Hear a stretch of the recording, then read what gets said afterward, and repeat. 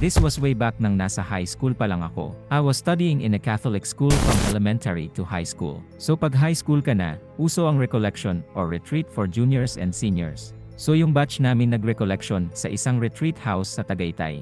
If I can recall sa may bandang Nasugbu Tagaytay ito. Bali kami ng best friend ko na babae ang laging buddy or magkatabi sa bus pag field trip kaya sobrang excited kami kasi ang setup ng retreat is dapat may buddy ka and siya ang makakasama mo sa room.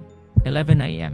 Pagdating namin doon sa retreat house sobrang ganda kasi hindi siya mukhang retreat house. Mukha siyang hotel type na establishment. Tapos nung pag-check-in namin ng room may dalawang single beds with own CR then malaking bintana at tanaw mo yung magandang view sa labas. 12 PM.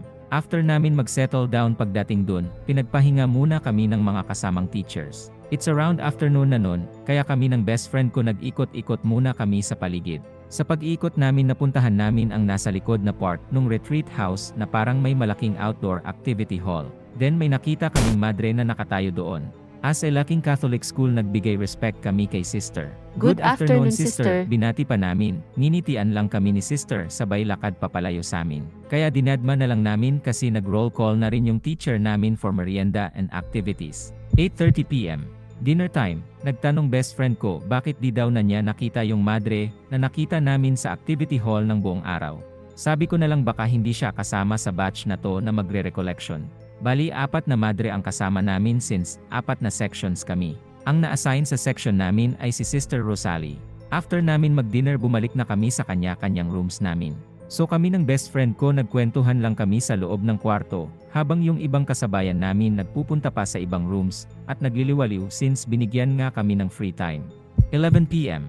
Nag-ikot na yung mga advisors kasama yung mga madre para siguraduhin nasa kanya-kanyang kwarto na ang lahat.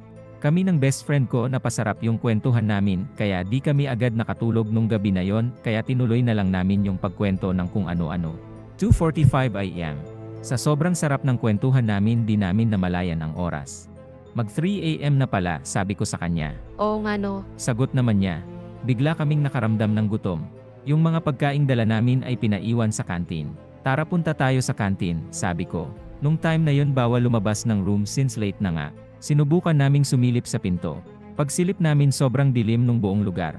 Tapos foggy pa that time kaya mas lalong nakakakilabot. 3 AM. The Devils are, naglakas loob kaming lumabas ng room at maglakad sa madilim na hallway.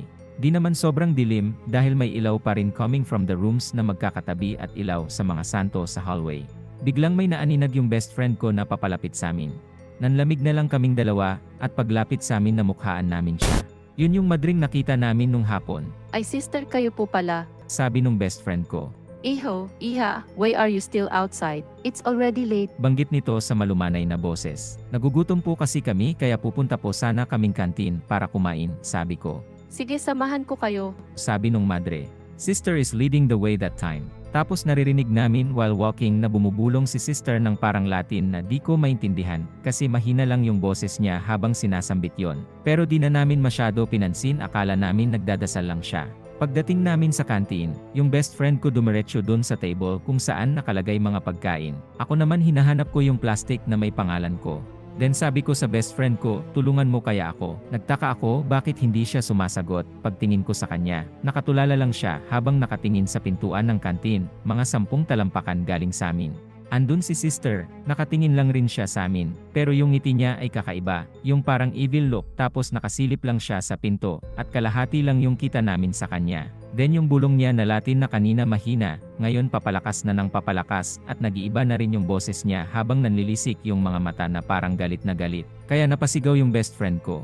Maya-maya biglang bumukas yung ilaw sa kantin. Nakita naming naglalakad pa atras yung madre, pero di nawawala yung tingin namin hanggang sa mawala na lang siya sa dilim. At biglang dumating yung dalawang advisor namin at si Sister Rosalie at isang kasamahan niya. Sabi sa amin, Oh bakit andito kayo? You two should be in bed. Sa sobrang takot namin umiyak na lang kami ng best friend ko at di makapagsalita. 4:15 AM. Nung mahimasmasan na kaming dalawa, tinanong namin kung ilan silang madre that time. Ang sagot sa amin ay 4 lang talaga sila at isang pari na umuwi na after nung evening mass due to unforeseen events. Naikwento namin yung madre na nakita namin at ang lahat ng nangyari. Pinag-pray over kami nila sister at hinatid sa kwarto namin. Di na kami nakasali sa morning activity nun. Lunchtime na lang kami naka-join sa grupo. Hindi ko makakalimutan yung experience na yon sa retreat house. Hanggang ngayon tumatayo balahibo ko pag naalala ko yon. Nakakatakot lang isipin na sa kabila ng dami ng mga santong nakadisplay at isang tanyag na prayer house ang lugar na yon, marami pa ring kababalaghan tulad nito ang nangyayari. Kung nagustuhan nyo ang kwentong ito, maaaring mag-subscribe sa channel. Hanggang sa muli!